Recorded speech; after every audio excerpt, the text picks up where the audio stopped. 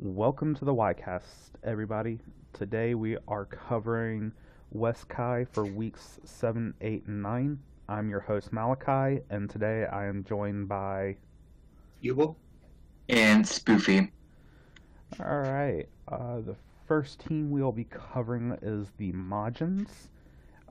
Week 7, they won against the Saiyans. Week 8, they won against Afterlife. And this past week, they won against the Boos. Um, so, very good 3 weeks for them. Mm-hmm. So, They definitely needed these wins to catch up to Ginyu, Derp, and Namek, because they did just lose their divisional as well and were in last place. right. So, as of right now, their total win-loss record is 5 wins, 4 losses. And I mean, just as a whole, West Kai is a very tight division because Derp's at the top with 7 wins and 2 losses, and then Majins and Ginyu are at the bottom, but they've got 5 wins and 4 losses. Hold on, I think I'm looking at the. Am I looking at that one? Yes, they've got 5 wins and 4 losses each. So. And then Namek is 6-3. So Yep. So, So- really good division. Yeah, I mean that is about as close as you can get without it being the end of the season and having the entire Kai tied. Mm-hmm. South Kai last season. Yes. Of which 3 of those teams are right here. Funnily enough. Maybe they'll do it again. They just like being tied so much last season, they said, hey, let's do it again. Honestly, I would appreciate that. I would. Oh yeah. It keeps the tension there. I mean, but let's jump on into the characters here. Let's start with Deborah for the Majins. Week 7, he was in week 7 and 8. In both weeks, he had kind of a defensive build that seems to be built around his rush blast because he had defense +3. Like 1 week he had defense +3 with launches and serious master blast. The next week he had dendays in place of launches, or dendays and launches instead of the smaller boosts and master blasts. So it's kind of just like a charge defense build. So it's kind of like all around. He can stay on the field and just charge and throw out B2 after B2 with his really strong key blast. Yep. Yeah, he hasn't been spamming as of much. Which, if I remember correctly, I'm pretty sure the staff are debating banning Master Blast on Deborah. Yeah, I think they had actually said like he's at the line of being banned on it, because of how good it is on him. Mm-hmm. And yeah, I mean, week 7 he did 61,000 damage with 3 B2s thrown and 2 of them hitting, and then week 8 he did 21,000 with 1 B2 thrown, but I think he was a closer week 8. Yeah, because that was against Afterlife. yeah, and they're Goten Spoo, I think. Yeah, sounds right. But yeah, so he's still solid. I think. I don't know how much more there is to say about him, other Not than too solid, doing good. Very nice to see Deborah back on form after. I think he had, if I remember correctly, he had a bit of a rough start at either the beginning of this season or last season. Yeah, and he's been kind of iffy. They put him on like a spam build, but he wasn't really spamming, so. Yeah. So, yeah, Deborah's just been really solid overall, and the changes they've made to him are pretty good. Okay. Well, that being said, let's move on to the next character. That being Spopovich. He was in all 3 weeks, and he's on an attack build. Um, one week he had Eternal, big things, or one week he had Eternal Life, another week he had Dragon Power, or in the other 2 weeks he had Dragon Power. And then in week 8, he had a 6-point build because they forgot that last Patara, but he still did really great despite the 6-point build. So. Yep. Hey, when you got honestly, like when I first saw the attack build, I felt really iffy about it because like before then they've always had like Spopovich on defense, so just seeing the weird transition from last trimester to this one from defense to attack was a little iffy to me, but it's proven to be really good for them. Yeah, it's a nice contrast, especially because he was getting very predictable on the build that he had. And I think it's a nice change of pace to put him on something else where, he may not be out there for as long, but he's got the damage output to make up for it. Yeah. And definitely week 8, he did really, really great and pretty much just stole that victory. Yeah, he nearly went elite week 8 because he was at like 90. Oh, what was that, Dan? Yubel? I didn't say anything. Kind of spooky. Oh, I just said it was really shocking that he almost went elite. Well, part of that was, I remember he was up against Chaozu for at least part of that. Yeah, and Chaozu. I like Chaozu. I just don't see him doing well against Spopovich unless he's doing really good with his melee combos. Yeah, Spopovich also faced 19, which a lot of people thought 19 would have done good against Spopovich, but Spopovich killed 19. I will say I was not expecting 19 to do as badly as he did.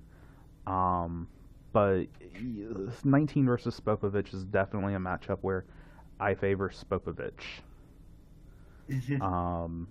Just because his melee is aggressive enough to where even if even in the match, 19 got off like 2 or 3 grabs against him, and Spopovich just didn't care because he didn't need the melee. He didn't need the key to do his melee. No healing either? No, not that week. Yeah, so really impressive. Yep. So with that said, yep. Let's. Hmm? Yeah, I think the only other thing is, he's doing good. Week 9, you might need to look at what he did. But no, he wasn't in week 9. Sorry. Who's Spopovich? Yeah. No, not gonna go there. Yeah.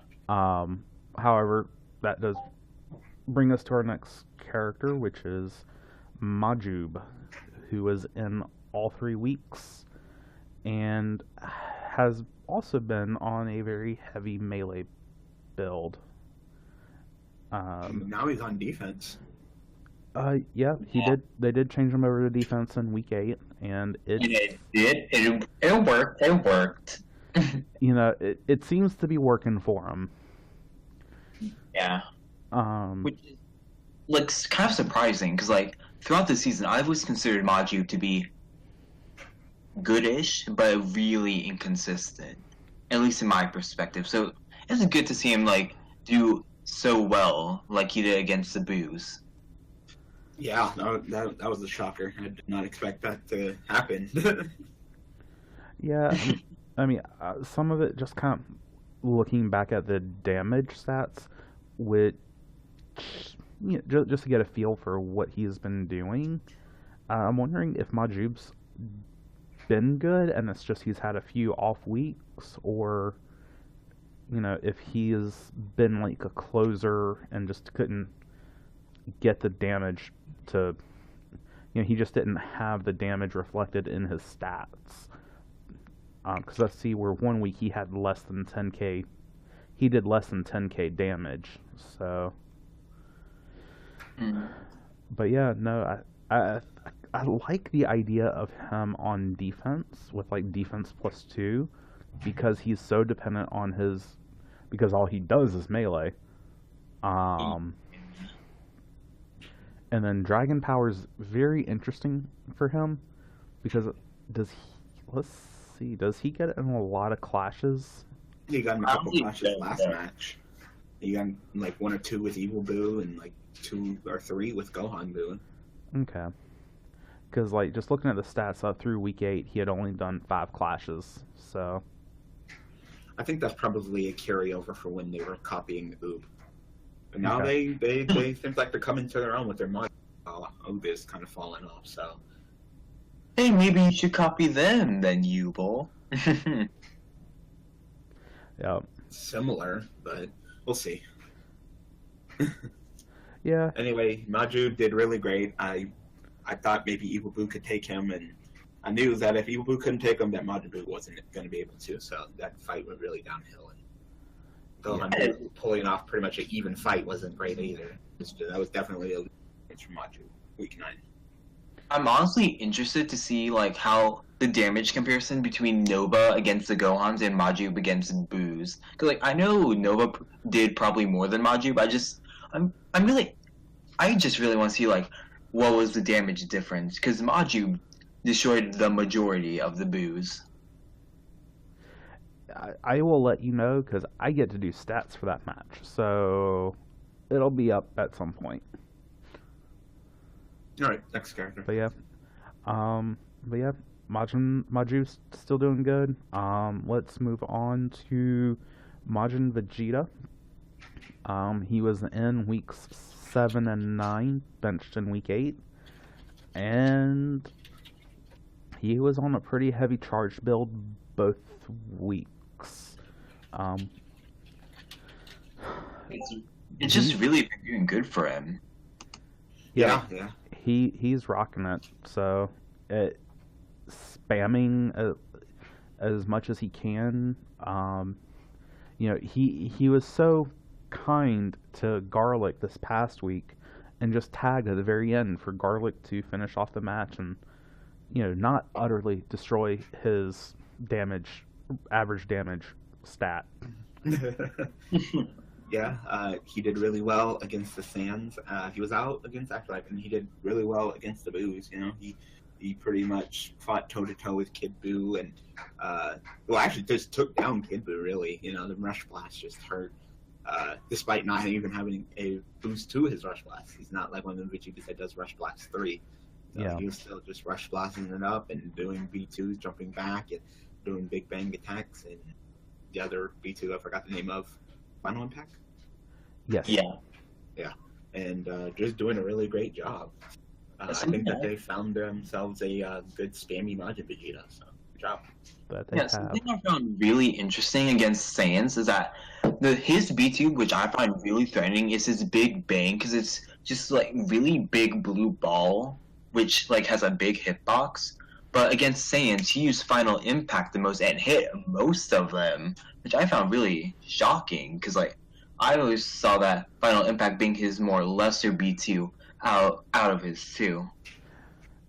He just uses it wisely. If he jumps back and uses it close up, he'll probably hit. Yep. It's not like he's shooting it from the other side of the arena or something.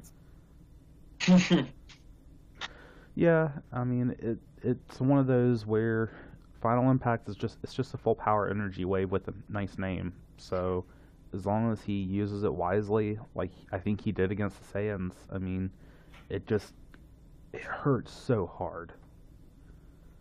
So, but yeah, Majin Vegeta is just an all-around great character in all aspects. he is. But all right, let's get on to the last active player for the Majins, and that being Garlic Jr. Benched week 7 and weeks 8 and 9. I think he was on the same build both weeks, attack build with Eternal Life. I think he's been doing pretty well for himself. Don't know. Yeah, he did so great week 9. And a couple of Rush Blasts to finish it.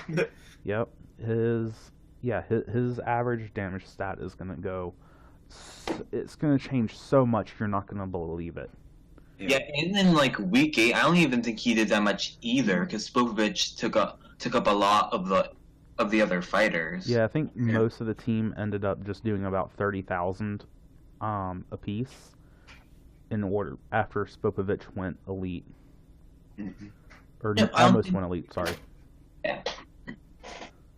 But yeah, he not much. I can't say too much about Garlic Jr. We need to see more of that build before I can really give my opinions on it. Yeah, I mean, conceptually, it should work fine, but we'll need to see it a little bit more than we have the past couple weeks. Mm-hmm. So, and then of course, do you have any other comments about him, Spoofy? He's just like, sadly, we haven't got to see him that much at all, like these past 3 weeks, but that's also because the Majins are just doing really good recently, and they're getting really dominant wins. Yeah, Yep. 2 elite performances from Spoke and Majin Vegeta doing real, and the team is looking like it's rounding out to be a very strong contender. Probably has a chance, maybe even getting to East to North Kai if they keep it up. So. Yeah, they're doing really well. But yeah, and of course we can always talk about Bobbity, who I'm certain is enjoying his season off. Enjoying margaritas or something. Whatever the wizard does in his free time. Yep, his Majins are doing well. his Yep. minions are doing well. Yep, his minions have got it covered for a change. So, but let's go ahead and move on to the next team, that being Team Derp. My team. Yeah. Yep. So, week 7, y'all won against Team Afterlife. Week 8, y'all lost to Cold. And week 9, y'all won your divisional match against Ginyu. Mm-hmm. So, let's go ahead and, just to have it out of the way, let's start with your star player, Nova Shinron. Nova Shinron lost a lot of his spotlight in week 7 because he wasn't that shiny. Gray. I mean, he still took 2 people, didn't he? Yeah, he got Well, near there, because I think he did like 70k. I think he did but like, to be Oh, honest, 70k is not shiny. I wish some people team would do 70k. I meant his costume. Oh. Because his second costume is like pure gray. Yeah, It's like a silverish. I mean, it's not It- bad. it's a very stunning silver. Yeah, But but- his performance was still great as always. His performance was But good. honestly, week 7 performance was more on Afterlife not doing anything. Because, like, Yep. Paikon, he was incompetent as hell. Goku, incompetent as hell. But the moment Chaozu, a competent fighter, came in, he took down 2 bars of Nova without barely taking any damage. So, yes, Nova did great, but that also goes into Afterlife just not doing anything. Yeah, I kind of have to agree with you there. That one was more. It was very clear Paikon was derping. I'm not going to comment on Goku just because they've had trouble with him, so I don't know if it was just they were without going and looking. I don't know if they were just testing a new AI or if that was one of the weeks they had him on that AI that was just doing really badly. Because I think they had Goku on Broly AI for a week or 2, and he just did nothing while on it. So, Yeah. And then in week 9, I'm pretty sure he did around 60k around there. Because, like, he, what did he do? Okay, he took down, like, 2 bars of Saiyan Man. No, 1 or 2 bars of Saiyan Man. Took down another 2 bars of, I think, Jays. And then, like, the rest of Birder. yeah, 60, 70k. he definitely was not. I was, at least personally, not as impressed with Nova in your match against Ginyu as I normally am. And maybe it's just because it kept tagging, but it felt like he just didn't do as well as he normally did, if that makes I mean, sense. he was doing something different than usual. Yeah. Yeah. So, It's like in week 7, he was on a super build. Week 9, he was on a defense build. He had defense Like, he had defense +3, Dundee's lane energy, then just charge. Like, we want him to last. We want him out there, and he lasted. He did last. So, and I think that was it was an interesting move. I don't know. As I said, I would need to see it in action a couple more times before I really came to a decision on it as to how I feel about it. But I'll have to figure that out soon because we still have our match coming up in a few weeks.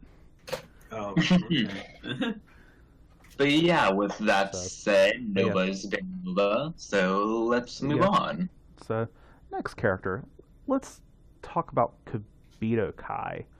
I believe he was in all 3 weeks. And week 7 and 8, he was on an attack build. Week 9, y'all had him on a tanky defense build. He's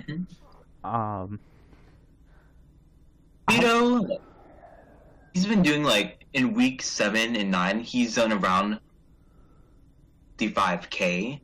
But then you go look at week 8 against Cold, and you see he did, like, 10, 15K, and you're just, Yeah, he kind of, your whole team just kind of derped against Cold.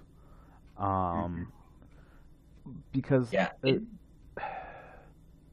Cold, yes, Cold as a whole did great. They all did around 60 to 70K that match. Besides, who didn't touch the field. Yeah. And now people are screaming that you're only good because of Nova. Oh yeah, I saw that. Oh, I had a lot of stuff to say to them. I remember quite clearly. But yeah, so Kibito's doing well. I like seeing him doing what he's doing. He has been pretty good most weeks, and I like the build you have him on. Out of curiosity, how many clashes has he gotten into? Honestly, off the top of my head, I don't know exactly, but I know he does get into a few clashes. Looking at Season 8 stats up through Week 8, he's been in 2. Well, the thing is with him is that he's tanky, he has a rush B2, and fair enough. Just on the chance that he does, we know clashes are really important, so we just give that to him. Fair enough. Yeah, I'm just kind of surprised because your team has like through week 8, your team as a whole has like half the clashes mine does. Yeah, so hopefully that defense build is it. He can continue doing well like he did against Ginyu. Yeah. Generally, Kibito just does a lot better on defense than attack, so we're happy with that. Kibito went head-to-head with Burger and then took down 2-3 bars of Saiyan, so I'm proud of him. Yeah, I mean, he's doing well for your team. Yeah, a lot better than Supreme Kai, who was inconsistent. Oh, God. So inconsistent, but yeah, with that said, with that being said, let's move on to your next character, Devilman. Devilman. Oh, Devilman. Yep, it looks like he was in all 3 weeks. Yeah. On a key build all 3 weeks. Yep. Let's see. It looks like you just kind of you switched him from key +2 to key +1 in week 9, but I mean, it's a charge build. You know, you're looking to throw out lots of fork attacks or maybe Devil Might beams. So week 8, Devilman was in against Cold. He tagged. He came in twice, but no Devil Might beam against the team full of evil people. He did not Devil Might beam. You used up all your Devil Might luck against Bruce. Probably. And Majins with freaking Garlic Jr. That's enough for the rest of the season. Yep. Yeah, but hopefully we might see a few more of those Devil Might beams against like Cell. No, I think Cell. I think that particular week, we'll have the anti-Devil Might beam where we'll just draw like a little halo around Cell and purify him so that he won't be affected by it. Okay. But yeah, that's how that works, right? He did things as the closer against Ginyu. Yeah. He didn't do too hot against Cold, but the whole team didn't. And did he Yeah. do well against Afterlife? Yeah. Definitely did great against Afterlife. Yeah, because it was. B2 stats for this, and Devilman threw out 8 B2s and hit with 5 of them, which were Wow. mostly fork rushes. And I'm pretty sure he did 55k that week. And then in week 9, he was our MVP, came in for our Jace and did 10k. Nice. Quick question. Week 8 against Cold, why was Gigantic Power there? That was something that Durangel wanted to use, because like he asked Burn himself, and Burn said that if Devlin were to use a B2, like a rush B2, and someone blocked it, it would increase like the damage done to your key. But that's Okay. not how Gigantic Power works. It has to be like you have to break someone's guard with manually, not B2. So Okay. that's It's a fun idea on paper, but generally the people who tried it, it doesn't work out too hot. So. Yeah. we experienced that. All right. Anyone have any more comments? No. Next person. So right. let's move on. Let's- Pilaf. Yep. Pilaf was in against Afterlife. Yes, he was against Cold, and again, not against No. Ginyu Force. And Yep. get to show up on against Afterlife in week 8. He did all right by Meta Cooler, which was a little sad. Yeah. So I'm generally happy with him because like he does what he's supposed to do, and he's a lot of key because like he often needs his key to do anything because he was it pretty well. yeah, I mean, you literally got him on a straight charge build, because it's literally key, and more key. And I think he's a 40k character for you, and I think he's doing about as, maybe look at giving him TNAI if you want him to throw out more B2s. But I mean, that I think I think you've got what you need out of him. Oh yeah, and in week 8 against Cold, we did not bring Pilaf. Actually, no, we brought Orange in. Oh, that's true. The Orange Pilaf, which...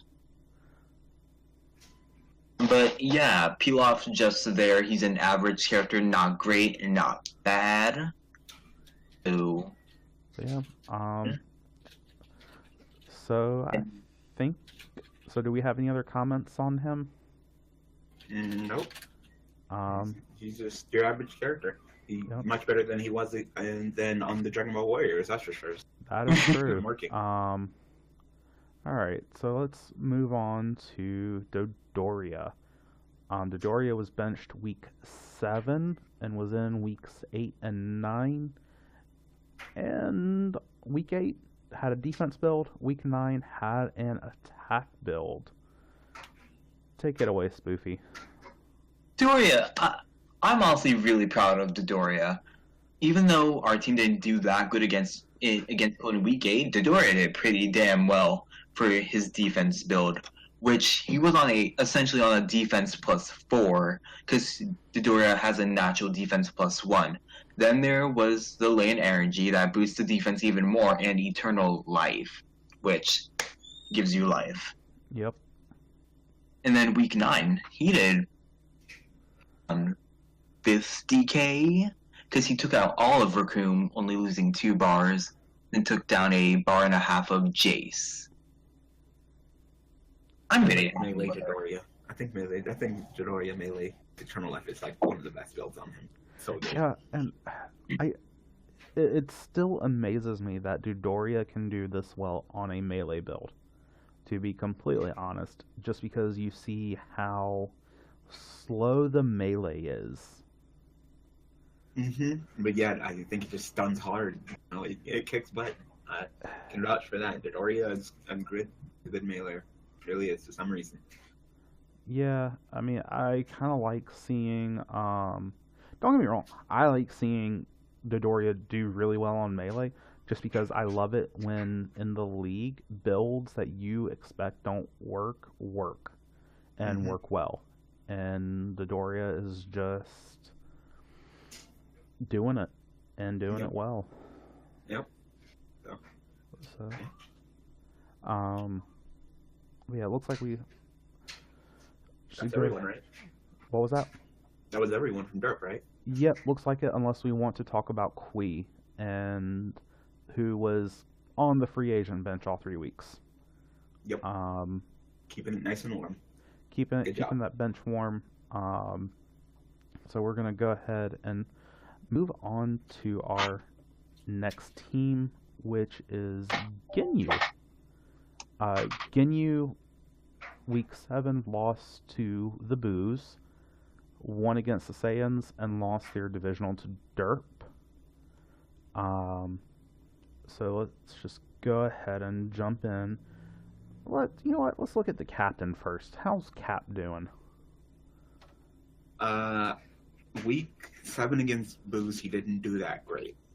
On paper, the build seemed like it would work really well, but he just kind of got his butt kicked by Evil Boo really bad. Week 8 against Sans, I believe he did pretty well. I think he went up against a starting Scouter Vegeta, and Scouter Vegeta hasn't been too great. I think on the defense belt, and he just kind of broke him down and kicked his butt. So I think it just comes and goes with the opponent. But I like the build. I like the build with the hard hitting melee. I think that's good for Ginyu. Mm-hmm. And he was out again in week 9. Yeah, I tend to agree. I really like.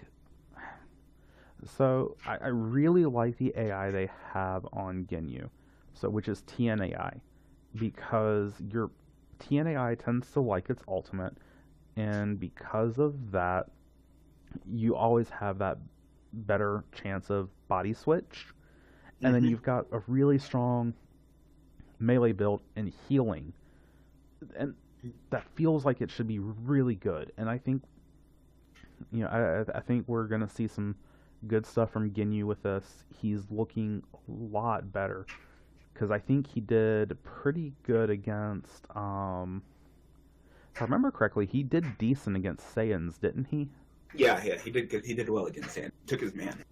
Yeah, Yeah, Ginyu faced Super Boo and took him down pretty handily. he did. Yep. Um, It's weird that he takes down Super Boo but gets his butt kicked by Evil Boo. I don't know what the hell happens there.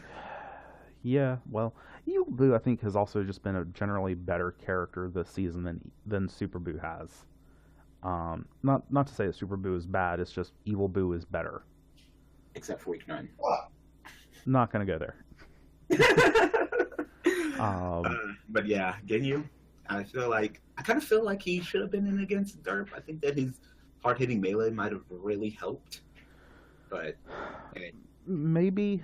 I mean, I think with the way that match was going, I don't know. I feel like the team they had out there was probably the best one to handle Derp.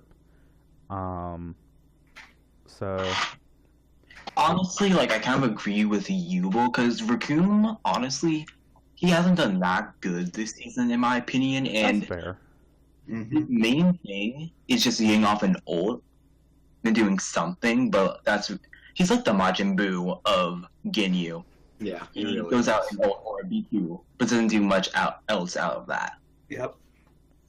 And it's funny that against Derp, where he was planting like crazy, is the 1 week where they don't have Master Throw on him. Yeah, the AI. Oh, I'm should we? Oh, we were still talking about Ginyu. You just yeah. So Since we'll we're- we'll, we'll Yeah, talk okay. about that when we get there. But are there any other comments on Ginyu?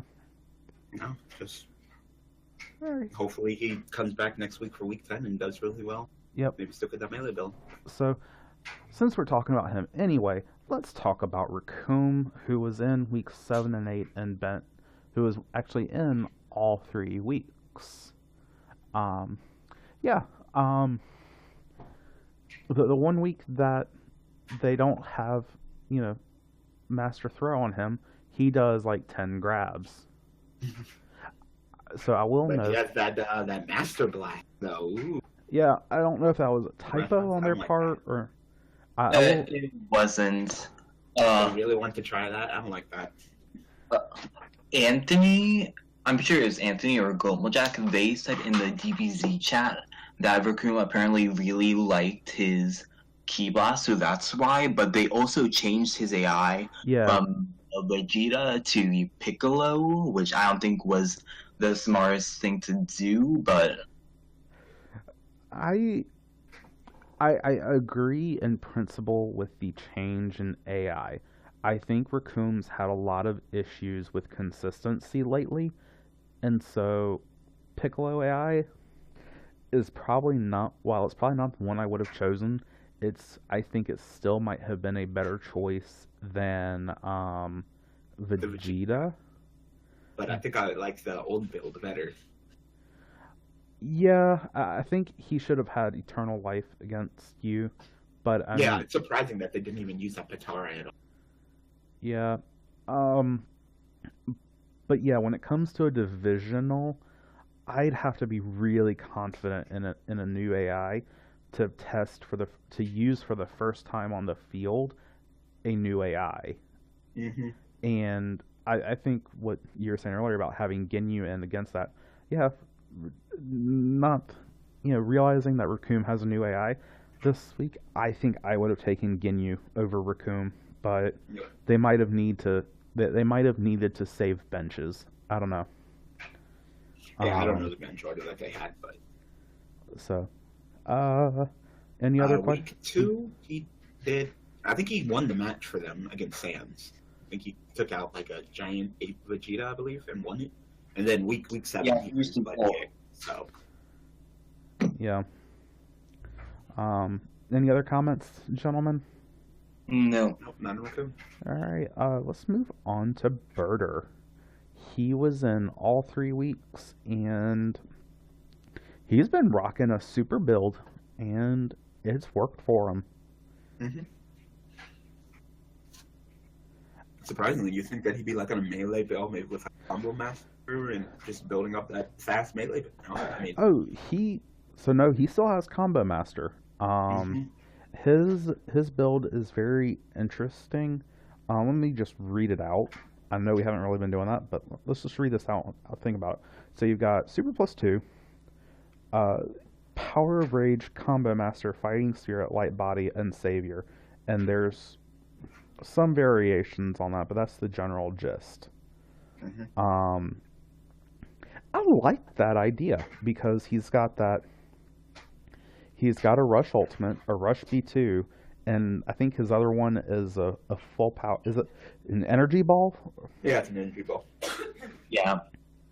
So yeah, so you've got two things that can clash pretty easily, and yeah, I I like the idea of the build, and I think I noted this last time.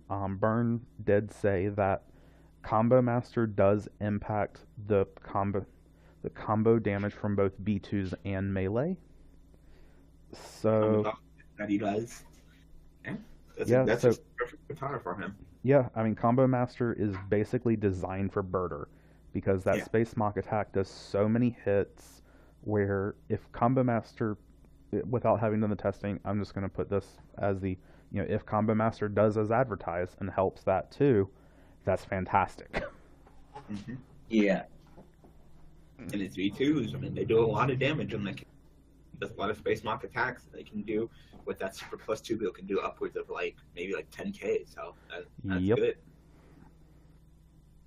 So So yeah, with that said, Burr is just really great as usual. yep. A little lackluster against Derp in my opinion, but still overall good. Yeah, Mm-hmm. I just don't think Birder is probably the best choice for starting. I mean, week 9 they did give him Rising Fighting Spirit, but yeah, I just don't like Birder as a starter. But that's No, just I me. don't like Bird as a starter either. Well, the Um, reason why we started Birder was just in case we started with Nova Shinron, and they just felt Birder was the best choice for overall for our team as a lead. I might have led Jace personally. Yeah, I mean, well, speaking of Jace, how about we move on and talk about him? Mhm. Unless y'all want to talk about Birder some more. Nah, I'm pretty much done with Ritter. He's good. He does his B2s hit hard. He combos you, and he's been doing really well. Probably, I think the best one on Ginyu Force, right? I'm pretty sure he is.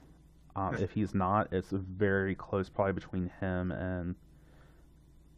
Yep, no, he's best by quite a margin. Jace is the next closest, and there's a 10,000 point difference between the two. Okay. So that's really good for Birder. But moving on to Jace, he was benched week 7 and weeks 8 and 9, and he is on a tanky defense build. So I don't know how I feel about Jace. He has these great weeks, but then he has these less optimal weeks. yeah. So just looking at his builds, I like the idea of the builds. I think I would like it better if they replaced Power of Rage. If they want to keep Power of a Clash boost on him, which I can fully understand, maybe replace it with Unleash Ki and Fighting Spirit. I feel like he just needs more Ki than what he's getting because he's on Yajirobe AI, and that tends. There are some weeks when it likes to throw out B2s. And I think Jace has just proved that he likes to throw out B2s, and that's what he does well with. Yeah. He likes his ult a lot. Yeah. It just kind of feels like Ginyu as a whole, outside of like Captain Ginyu, is really B2 based. Because you have Saiyaman, B2, Birder, mostly B2, Raccoon, tanky B2, and then there's Jace and Ginyu, who play the defense and attack role. Well, Ginyu kind of has to play that role, so that's understandable. I personally think that Raccoon or Birder would actually do better in the tank defense role than Jace would. But I mean, at the same time, that being said, Jace is still getting the job done. He's still averaging over 40k, and I think that, whatever we may say, I mean, there's some respect there. So yeah, with that said, let's move on from Jace to who else is left? I think we just have Saiyaman left. Yeah. Or we could talk about Goldo, but Goldo is buying snacks and dog treats for everybody. But yeah, Saiyaman. So he was in week 7 and 9. Week 7, he had a defense +3 build. Very heavy defense with fighting spirit and light body. And then week 9, he had super +2 dragon power as like the base of his build with indignation, light body, and savior. That's yeah. And he's on the same AI. Go ahead. I don't know how I feel about Saiyaman. It's kind of like Jace, where he has good performances. Other performances where he's just outshined a lot. I'm just not sure how I feel about him. Yeah, I mean, I'm kind of right there with you. Because my memory of Saiyaman is, he's someone who pretty much gets the job done. We've always got justice and things like that, but it just seems like he's not he's not, his performances are not memorable, but at the same time, again, they still get the job done. Just from a builds perspective, I'm not sure how I feel about such a drastic change in build without a change in AI. Like, they have used, like, defense and B2 builds on Saiyaman previously. I'm just not sure how I felt about them using B2s again. When they already had a really, like, heavy B2 team. Yeah, that's understandable. I, I mean, at the same time, you got to kind of work with what you got. If they were to make someone their second melee build, for lack of a better phrase, I think Saiyaman's probably who they want to look at. And then if he throws out B2's, awesome.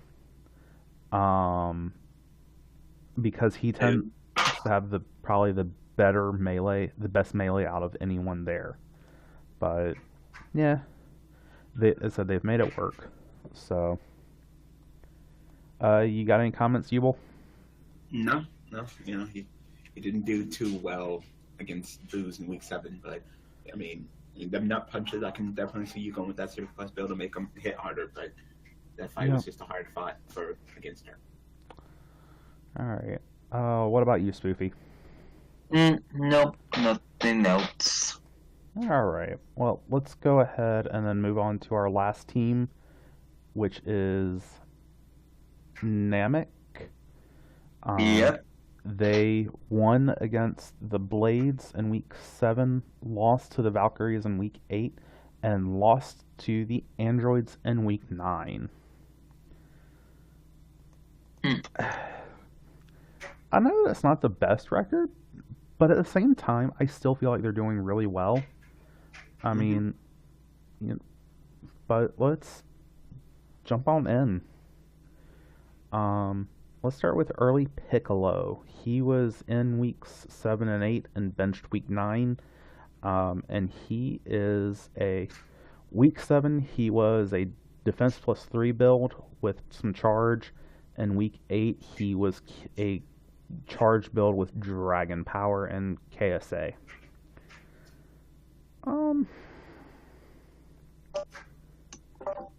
Yeah, if I remember correctly, week 8, he just got handled by the Valkyries. I think so. Week 7, I think he did okay. Because didn't he go up against Yajirobe that week? Or was that someone else? Early Piccolo. I don't think so. No, he went against early Piccolo. Went against Cyborg Tao because Cyborg Tao. That's right. Yaj went up against late Piccolo. Yep, you're right. Yeah, I mean they pulled out a win against Blades. I think that was really good. Early Piccolo, he did. Let's see what stats say he did that week as a starter. He did 16k against Cyborg Tao, apparently. So, not that good. Yeah, but I won't personally hold it against him because Cyborg Tao is really good. He can't lose. What else do you think that means? So, but yeah, because I know So hold on, let me double check something because I might hit the wrong tab. No, he did 25k against the Blades. I'm sorry. I need to apologize for that. But still, I think the point stands that Cyborg Tao just came out better there, probably. Week 8, he did 51k, so not bad, especially against Valkyries. That's a tough team to go up against. Yeah, they've had a rough few weeks. Yeah, I mean, I respect Valkyries. The Valkyrie, you do not want to necessarily go up against Vals and my team, and I think they've got Saiyans next week. That's just a rough 3 weeks. Yeah. So, I honestly just don't know how to feel about early Piccolo. I feel like he's like Saiyaman and Raccoon. Well, not Raccoon, the other one, but I feel like he's there. He does something. Yeah. But he's not the time when I actually think he's impressive, flashy impressive, is when he spams his B1s. Which are pretty good B1s. A stun and a full power B1. Yeah, and I mean, he's So as of week 8, he was averaging 39K. So I mean, on the whole, he's basically doing his job, and I think that there probably is some room for improvement. I, Again, I'm kind of concerned. So against the Vals, I will say that the change in build might be more due to them trying to counter the Vals than anything else. Um, I did like the idea of KSA on him because of his B1s. They really did. So, but yeah. Yeah. So So with that said, let's move on to Tambourine. yeah. Um, he's on a defense build. So week 7, 8 he was on a defense build. Week 9 he was on an attack build. Yeah, I mostly remember him getting handled at the end of the Valkyries match. He tried to make a last stand of it. Um, and I remember him doing at least decently well with that. I'm And pretty sure Tambourine hasn't done that well, really, these past 3 weeks. He got handled against Blades by Cyborg Town, got handled by Aurelie, I think. Aurelie. I think And that's then about right. with Eater, of all people. Mhm. Tambourine could be doing better. He could be. I think some of that might just be the AI. There are just sometimes when Trunks AI just doesn't want to perform, but Mhm. I won't. I'm. It's been a season, but I'm still a little salty about how Trunks AI performed on 16 against Bojack. Um, he did so little damage to him that. Oh yeah, I remember this. Yeah. So, but yeah, I won't lie. I'm surprised Ader did as well against Tambourine as possible, or as he did. Although, to be fair, Tambourine was getting the better of Ader for the most part. It's just that Ader was able to make it up with his B2 damage. Yeah, And I think a lot of people were shocked because people expect Tambourine to be great. People see him as the top-notch Namekian with Late Piccolo, but then you see him just going head-to-head with an average character like Ader, who Well, melee wise. yeah, the well, best anyway. But yeah. I think people just expected Tambourine to just decimate Ader, and were shocked when, oh no, Ader can go head-to-head with the Green Namekian. So now I will say this. As of week 8, guess what Tambourine's ranking was? What?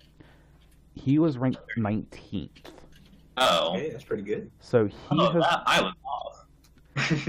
yeah. So I mean, he's been doing really well on the whole. But the problem is, you've had a Rayleigh who the last few weeks has been on a flippin' tear. She's just been, the RNG is just with a Rayleigh. That's Demon Child. Ader, the devil. we have just limit broke Ader, and so he always does what he needs to do. So, because he took Tambourine down to his last bar of health and then tagged and let 17 finish him off. But I mean, I don't know what we can really say beyond that because, on the one hand, he's done well.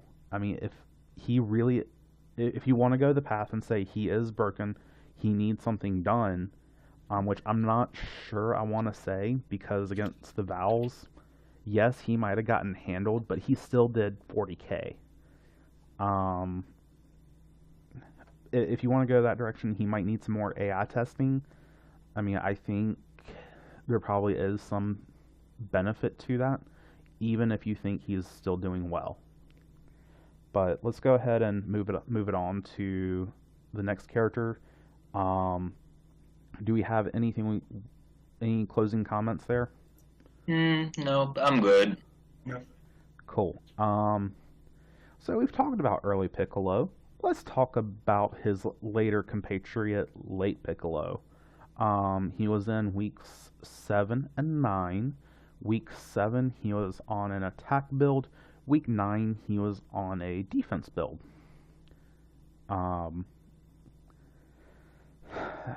I Like has gone through. Because like last season he was a B2 monster, and now they've switched him to attack and defense, and he's still the same monster that he was last season, which is pretty damn good. Because like just going through that switch and still having a great fighter of the same capacity is pretty impressive. it is. Um, there are very few characters who could pull that off. I think that just looking at their builds at a high level, they might want to look and maybe see if they could put him back on a B2 build because it looks like they've got the Pataras for it. But I mean, Yeah. Mm. Well, like really, all in all, Lay Piccolo, great fighter, always has been. Hellzone grenades are yep, amazing, and he's just pretty good. And I don't really have anything else to say. yeah. I mean, I think he's done well. He's definitely been one of their better players this season. I think. Let me just scroll to the stats to make sure I'm not lying through my teeth. Yep, he is their second highest rated player at the moment. Um, so I think he's doing well. I think that if they just looking at their team, they might, given the way their Pataras are spread out, they might want to look at putting him back on a B2 build. But I don't know what their testing showed. Um, but yeah, so let's. You got anything? No, he can be melee, he can be attack. He hasn't been B2ing as much, so I understand the change. But yeah, if you can try him again on B2 and you can get that working, that would be. Yep. So let's move on to N Vegeta. So he was in all 3 weeks. Uh, and it looks like he is kind of on a charge build. He's With, just slowly falling apart. He really is. Don't know what's wrong with him. yeah, because he just got destroyed against the Valkyries. Um, he did okay against my team, uh, but he went up against Cell. Cell just destroyed him for the most part. Cell took him down when he was basically on his last. Cell was basically at a bar and a half and took Vegeta down 2.5 bars just for Ader to come in and finish him up with a You Hurt Goku, which Mm-hmm. was entertaining in its own right. Um, but I mean, the only thing I'm going to note is he's on Chaozu AI, which I've already said I don't like. So That's all you have to say about that. that's all I am going to say, just because of that one point right there. So, All right. So maybe try a different AI, maybe TNAI or something. yeah. I don't know. Maybe TNAI, maybe something else. But yeah. Well, it looks like we might have lost Spoofy. Mm. So, I don't actually have anything left. Anything Um, less to say about NVGD? yeah. Uh, so, well, with that being done, let's just go ahead and head on to predictions. And if Spoofy can jump back in, we'll do that. We'll let him join in. Um, so let's just go ahead and start with Majins. Week 10, they face Gohans. Week 11, Blades. Week 12, Androids. All right. Gohan's been stepping up with the consistency, but I still think that Majin's way too consistent and doing on a tangent. So I definitely think they're going to be Gohan.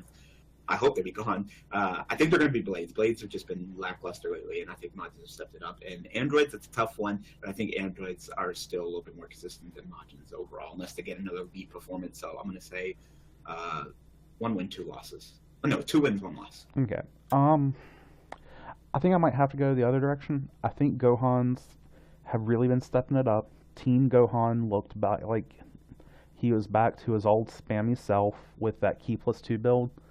Looks like they might have fixed Adult Gohan, and Kid Gohan might be fixed as well, because it looks like they took him off Draconic Aura finally. Mm-hmm. Um, I So I don't think they'll beat Gohan's. Blades, I have to give it to Majins. They're just a much more solid team.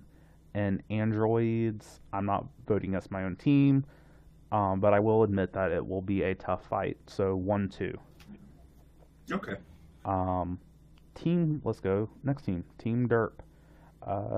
Week 10, they face Muscle. Week 11, they face Vowels. Week 12, they face Rugrats. I'm gonna have to say probably just 3-0 the way they how well they've been doing. Muscle, I definitely think they could be. Vowels, they need to set out O'Reilly. They really do. So, and they're getting bench locked soon, depending on what they do this upcoming week. So I'm gonna definitely give Derp that one as well. And Rugrats, I don't think that's a team that Derp will underestimate and sit out Nova. And Nova's like almost an auto win card. So I'm gonna have to give Derp 3-0. Yeah, I mean, I kind of have to agree. I think they can definitely take Muscle and Rugrats, even without Derp. Vowels, yes, they need to bench Rayleigh. They're going to get, and if they don't, they're going to get locked. So if they let themselves get locked, they will not have a Rayleigh that week, which I think is just bad planning on their part if they allow that to happen. If they do come, if Vowels have a Rayleigh, I could see that going either way. And honestly, at the moment, I think on the whole, if you took, like, setting aside Nova and a Rayleigh, I think Vowels are more solid than Derp on the whole. So I think a lot of it's going to come down to the performance of Rayleigh and the performance of Nova, and I think I'm just going to give it to Vowels just because I think the rest of the Vowels are more solid than the rest of Derp. So 2-1. All right. Okay. Next is Ginyu. They're facing Rugrats week 10. They're facing Namek week 11, which is a divisional, and DB Warriors week 12. Oh, Spoofy. Back? Oh, hi. Yes. Hi. We just did predictions for your team, so we're assuming that you're just going to say 3-0, right? Oh, wait. Who am I facing? Oh. Muscle, Vowels, and Rugrats. I'm going to say 2-1, because I'm afraid of Vowels. Vowels are scary. They're probably benching a Rayleigh against someone in week 10, which means she'll be in week 11 against Derp, so I'm scared of that. Let's see, who do they face week 10? Vowels face Booze week 10. Well, like, the Vowels... I mean, we've been sucking lately, so maybe might take the risk. But isn't, like, a Rayleigh going to be bench locked soon? Since I don't think she's been benched once yet. She hasn't been benched once yet, so if they don't bench... You will know if a Rayleigh is benched or not in your match, because if they don't bench her against the Boos, they will have to bench her against you. Yeah, because everybody else is locked. Fasha, Pan, and Vegeta all had their 3 benches already. Wow. So it's either going to be... So it's either going to be a Rayleigh in against Boos and 18 out against Derp, or... Vice versa. Or vice versa. That's it. That's the only thing that they have, and that's just terrible planning. That is terrible planning, but that I'm not going to say anything beyond that. Nope. But anyway, so let's go back to the Ginyu. We were saying week 10 they're facing Rugrats. Week 11, which is a divisional, they face Namek, and week 12 they face DB Warriors. So, Yubel. Rugrats, I still think have been stepping up and really. Ginyu been kind of iffy with some of their players, but they have been kind of average. So I'm gonna give that to Rugrats. Namek, I can say it's a stronger team overall, and since divisional, I feel like they're both gonna go out. So I'm gonna go to Namek and then Dragonball Warriors. I feel like Ginyu is a team that Dragonball Warriors will underestimate, sit out Nam, and I think they're gonna take the L because of Nam not being there. So I'm gonna say they're gonna win that. So I'm gonna say 1-2. Okay. Spoofy? I'm gonna say 1-2 or 2-1, because I think Ginyu versus Rugrats is debatable. I think they'll lose against Namek and they'll beat Dragon Ball Warriors. Wow. Um, so I think I have to say 1-2 as well. I don't see them winning against Rugrats. Namek, I think they can take Namek. Um, but I also admit that that one is going to probably be the tougher one to. That one's also going to be close. I just think that while Namek as a whole is more solid, I feel like where Ginyu is strongest, they're stronger than Namek is. DB Warriors is going to come right. It's really going to be what you said, Yubel. If they bench Nam, I give it to Ginyu. If they have Nam in and maybe bench early Goku instead, I think DB Warriors takes it. So, alright. And then for our last team, Namek. Week 10, they face Saiyans. Week 11, Ginyu. Week 12 is ED. Oh, that's a tough one. Is Namek has been kind of iffy lately. They've been lose streak, and I feel like Sans have definitely been stepping up with the consistency. They just beat EV, so they're doing really well. So I'm gonna say Sans. I already said that Namek will beat Ginyu in the divisional, and then EV. I still think EV is super good and consistent in comparison to Namek, so I'm gonna get it to EV. So I'm gonna say 1-2. Fair enough. Spoofy. I'm gonna have to agree with 2-1. I think they'll lose to Saiyans, beat Ginyu, lose to ED. Yeah, I'm probably gonna go different. Is that I think Ginyu can take it. It's gonna be close.